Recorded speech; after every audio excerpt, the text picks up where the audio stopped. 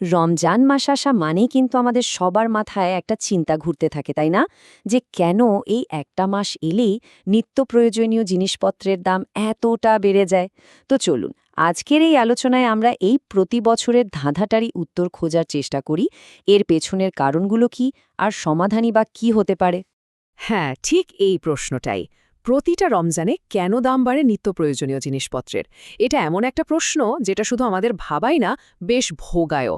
আর এর উত্তরটা খুঁজে বের করাটা কিন্তু এখন খুবই জরুরি হয়ে পড়েছে।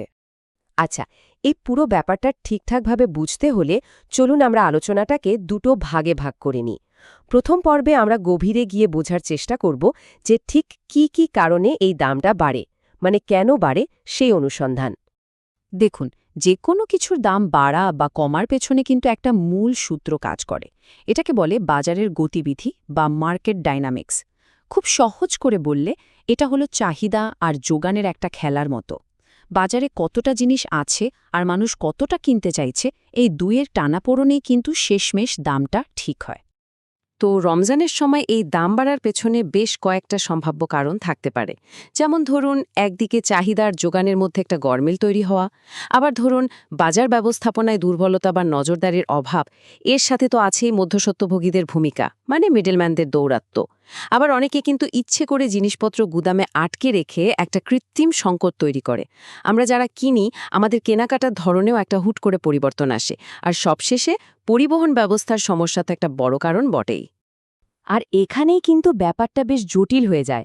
এই যে কারণগুলো বললাম, এগুলোর একটা কিন্তু আরেকটার ওপর প্রভাব ফেলে, অনেকটা ডমিনো এফেক্টের মতো। বুঝলেন, একটাকে ধাক্কা দিলে যেমন পরপর সবগুলো পড়ে যায়, এখানেও ঠিক তাই হয়। একটা ছোট সমস্যা থেকে শুরু হয়ে পুরো সিস্টেমে একটা চেইন রিয়াকশন তৈরি হয়, আর তার ফাইনাল এফেক্টটা এসে পড়ে আমাদের ওপর। মানে ভোক্তা পর্যায়ে দামটা হু হু করে বেড়ে যায়। এখানে দেখুন, বাজারের দুটো একেবারে ভিন্ন চিত্র। বাদিকে আছে একটা অস্থিতিশীল বাজার, যেখানে যখন তখন দাম বেড়ে যাচ্ছে, জিনিস পাওয়া যাবে কিনা তার ঠিক নেই, কোনো স্বচ্ছতাও নেই। আর ডান দিকে দেখুন একটা স্থিতিশীল বাজার, যেখানে দামটা মোটামুটি আন্দাজ করা যায়, যোগান ঠিকঠাক থাকে, আর সবকিছুতে একটা স্বচ্ছতাও থাকে। তো আমাদের লক্ষ্যটা খুবই পরিষ্কার, এই অস্থিতিশীল অবস্থা থেকে স্থিতিশীল অবস্থায় যাওয়া। তাহলে প্রশ্নটা হলো, এই অস্থিতিশীল অবস্থা থেকে বেরিয়ে আসার উপায়টা কি? আচ্ছা, চলুন তাহলে আমাদের আলোচনার দ্বিতীয় পর্বে যাওয়া যাক। এবার আমরা দেখব এই সমস্যার সমাধানে সরকারের ঠিক কী ভূমিকা থাকতে পারে বা থাকা উচিত। একটা কার্যকর সমাধানের জন্য কিন্তু সরকারকে বেশ কিছু ধাপে খুব পরিকল্পিতভাবে এগোতে হবে। যেমন প্রথম ধাপ হতে পারে বাজার সম্পর্কে সঠিক তথ্য জোগাড় করা, আর দিনরাত সেটার উপর নজর রাখা। এরপর সেই তথ্যের উপর ভিত্তি করে ঠিকঠাক নীতিমালা বানানো।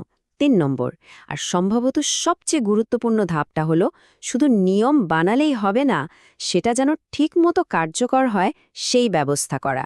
আর সবশেষে পুরো ব্যাপারটা নিয়ে সাধারণ মানুষের সাথে খোলামেলাভাবে যোগাযোগ রাখা।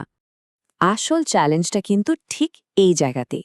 শুধু সুন্দর সুন্দর নিয়ম বা আইন তৈরি করে দিলেই তো সব সমস্যার সমাধান হয়ে যায় না, তাই না? নিশ্চিত করতে হবে যে সাপ্লাই চেইনের একদম শুরু থেকে শেষ পর্যন্ত, মানে একদম মাঠ পর্যায় পর্যন্ত সেই নিয়মগুলোর সবাই মানছে। আর এখানেই কিন্তু মাঠ পর্যায়ে দুর্নীতির মতো বড় বাধাগুলোর সামনে এসে দাঁড়ায়। এই বাধাগুলো দূর করাটাই সরকারের সবচেয়ে বড় দায়িত্ব। তার মানে একটা কার্যকর সরকারি ব্যবস্থাপনার জন্য আসলে ৩টা জিনিস সবচেয়ে জরুরি। এগুলোকে আমরা ৩টা পিলার বা স্তম্ভ বলতে পারি: স্বচ্ছতা, জবাবদিহিতা আর আইনের কঠোর প্রয়োগ। এর যে কোনো একটা যদি দুর্বল হয়ে পড়ে, তাহলে কিন্তু পুরো সিস্টেমটাই নড়বড়ে হয়ে যাবে। এই ৩টা জিনিস যদি ঠিকভাবে নিশ্চিত করা যায়, তাহলেই কিন্তু মাঠ পর্যায়ের দুর্নীতি কমানো সম্ভব আর বাজারও নিয়ন্ত্রণে আনা সম্ভব। তো এতক্ষণের আলোচনায় আমরা কি দেখলাম? দেখলাম যে সমস্যাটা যেমন জটিল, এর সমাধানটাও কিন্তু ততটাই চ্যালেঞ্জিং এবং একটা আরেকটার সাথে খুব গভীরভাবে যুক্ত। চলুন এবার আমরা একটা উপসংহারের দিকে যাই, যেখানে পুরো ছবিটা আমরা আরেকবার দেখব।